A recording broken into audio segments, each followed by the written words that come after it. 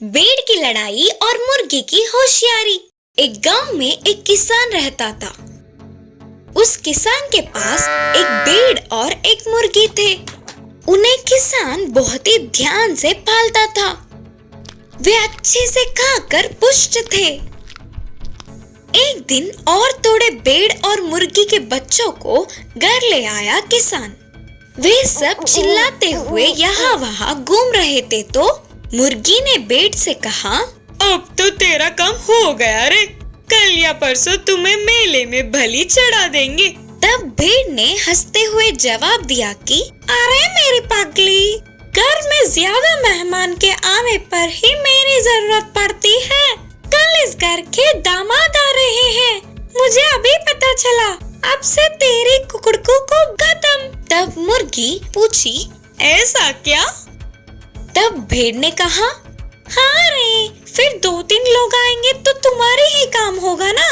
मेरी जरूरत इतनी जल्दी भी नहीं होती। तब मुर्गी ने भेड़ से कहा, अच्छा तू मुझे बचाने के लिए कोई रास्ता बोलना करके पूछी। तो भेड़ ने कहा, कुछ नहीं, कल तू ना बेहोश होने की नाटक कर तो तुझे कुछ हुआ है करके तुम्हें ना काटते हुए तेरे मुंह में दवा डाल देंगे। उसके अगले दिन ही किसान के उसे पकड़ते ही चाल के अनुसार ही मुर्गी ने बेहोश होने का नाटक किया। उसे देखते ही किसान, अरे इसे नहीं काटना चाहिए करके सोचकर बाजार जाके एक और मुर्गी को ले आया। यह सब देख मुर्गी हाँ, मुसीबत टाली करके सोचकर चैन की सांस ली। उस वर्ष खेत के अच्छे से उगने पर दावत रखने का किसान ने सोचा और उस दावत में भेड़ की बलि देकर सबको खाना खिलाने का निर्णय किया। यह बात पर मुर्गी ने ध्यान दिया। तब मुर्गी ने भेड़ के पास जाकर कहा, हमारा किसान दावत रखने की सोच रहा है। अब से तेरी चिकचिक नहीं होगी। हर रोज चिल्ला चिल्ला कर मुझे परेशान ही कर रहा है। तब भेड़ ने कहा, फिक्र मत कर, तेरी आवाज भी कम होगी। एक ही बार में मेरी लड़ाई और तेरी होशियारी दोनों ही खत्म होंगे। दावत के लिए किसान मुहूर्त निकालकर दोनों को मेहमानों के साथ ले जा रहा था। भेड़ के गले में माला डालकर तिलक लगाया और रस्सी बांधकर ले जा रहा था। उनमें से एक ने मुर्गी को अच्छे से अपनी पीठ पर बिठाकर ले जा रहा था।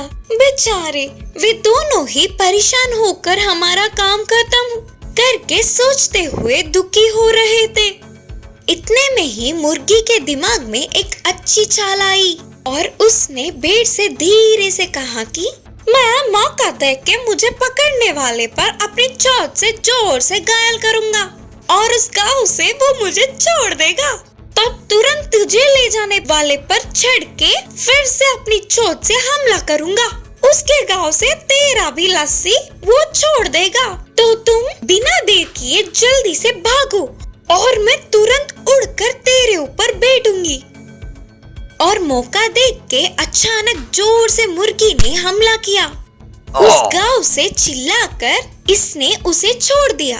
तुरंत बिना देर किए भेड़ को ले जाने वाले के पीठ पे भी जोर से हमला किया और उसने भी चिल्लाते हुए रस्सी को छोड़ दी और तुरंत मुर्गी भेड़ के ऊपर चढ़कर बैठ गई। वे दोनों कहीं दूर जाके अपने प्राणों को बचाकर बहुत ही खुशी खुशी से रहने लगे। आलसी गधा। एक गांव में एक व्यापारी रहता था। वह व्यापारी सब तरह के सामान बेचता था। बाजार में कम दाम में खरीदने वाले सामानों को गांव में जाकर घर घर बेचता था। उन सामानों को उठाने के लिए उसके पास एक गधा था। सामानों को पोटली में बांधकर उस गधे के पीठ पर रख के बाजार से गांव तक और गांव से उसके घर तक घुमाया करता था। पूरा दिन भारी सामानों को उठाने से बेचारा गधा थक जाता था। एक दिन व्यापारी ने बाजार में नमक खरीदा। वो तो पहले से ज्यादा भारी था। गधा उस भारी पोटली को उठाते हुए व्यापारी के पीछे आ रही थी। उस दोपहर में बहुत धूप थी। गधा और ज्यादा थक गया और उसे प्यास होने लगी। उतने में एक तालाब आया। गधा तुरंत उस तालाब के पास गया। उस तालाब में फिसलकर गधा नमक के बोरियों के साथ गिर पड़ा और वह पानी में डूब जाने के डर से हाथ पैर हिलाने लगा। लेकिन वह अनजाने में तैरने लगा और उसके पीठ का भारी सामान हल्का होने लगा। फिर गधे ने तुरंत किनारे पर आके पानी को सुखा लिया। गधे ने ध्यान दिया कि उसके पीठ का भारी बोरी हल्की हो गई और उसके पीठ को आराम मिला। उस रात गधा सोचने लगा कि ऐसा चमत्कार कैसा हुआ, लेकिन उस बेचारे गधे को क्या पता कि पानी में नमक घुल जाता है। अगली बार अगर बोरियां भारी होंगे तो इस तालाब में कूदने का निर्णय लिया। अगले दिन व्यापारी ने कपड़े खरीदे। तब व्यापारी ने सोचा, कल मेरी कमाई अच्छी नहीं हुई, आज ढेर सारा लाभ उठाना ही पड़ेगा।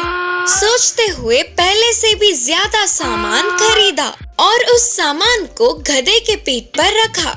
फिर से गधे को पैर और पीठ ज्यादा दर्द होने लगे और वह तुरंत तालाब के पास जाकर पानी पीने का नाटक करते हुए पानी में कूद गई और पूरी पोटली भिगाने के लिए अपने हाथ पैर चलाने लगा। लेकिन हल्का ना होकर और ज्यादा भारी हो गया और गधे को तो पता भी नहीं था कि वो नमक नहीं बल्कि कपड़े थे। अब पोटली भारी होने के वजह से गधा डूबने लगा। तभी व्यापारी ने तालाब में कूदकर गधे को बाहर निकाला। उस रात गधे को बहुत दुख हुआ, साथ ही पहले से ज्यादा पैर और पीठ दर्द होने लगे और भीगे कपड़ों को उठाने के वजह से जुकाम भी हो गया। तब गधे को अपनी गलती समझ में आ गई। उसने सोचा कि अब कभी भी अपने काम से बचने के लिए गलत रास्तों का प्रयोग नहीं करेगा। बिच्छू और कछुए की कहानी। एक जंगल था। उस जंगल में एक तालाब था। उस तालाब के किनारे एक बिच्छू और उसी तालाब में एक कछुआ रहते थे। एक दिन बिच्छू को पानी में घूमने की इच्छा जागी, लेकिन बिच्छू को तैरना नहीं आता था।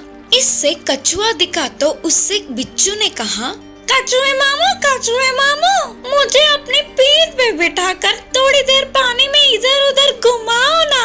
तब कछुए ने दया दिखाकर कहा, उसमें क्या है रे, आजा।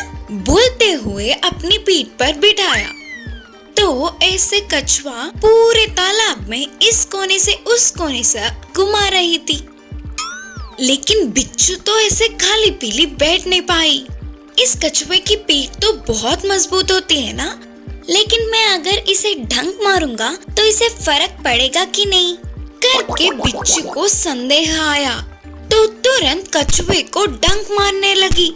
बेचारी कछुए को बहुत दर्द हुआ और वो दर्द बर्दाश्त ना कर पाते हुए बोली, दामाद जी, आपने ऐसा क्यों डंक मारा?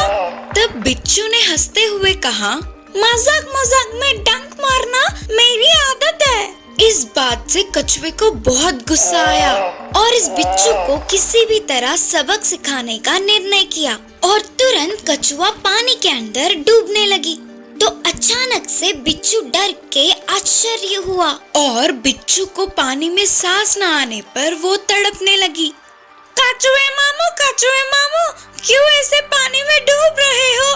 तो कछुए जवाब दिया कि मजाक में पानी में डूबना मेरी आदत है रे। बोलते हुए पानी में डूब गई। ऐसे अचानक कछुए के पानी में डूबने से बिच्छू को सांस न आई और वो बहुत तड़पने लगी। फिर थोड़ी देर बाद धीरे से कछुआ बिच्छू को अपनी पीठ पर बिठाकर तालाब के तट पर ले आकर छोड़ दिया।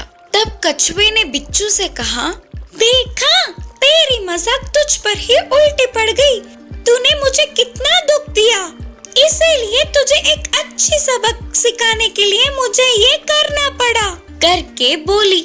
तो बिच्छू ने कहा, मुझे माफ कर दो कछुए मामू, मैंने आपको बेकार में ही दर्द दिया करके बोली। ऐसे इस प्रकार कछुए ने बिच्छू को एक अच्छी पाठ पढ़ाकर सबक सिखाया।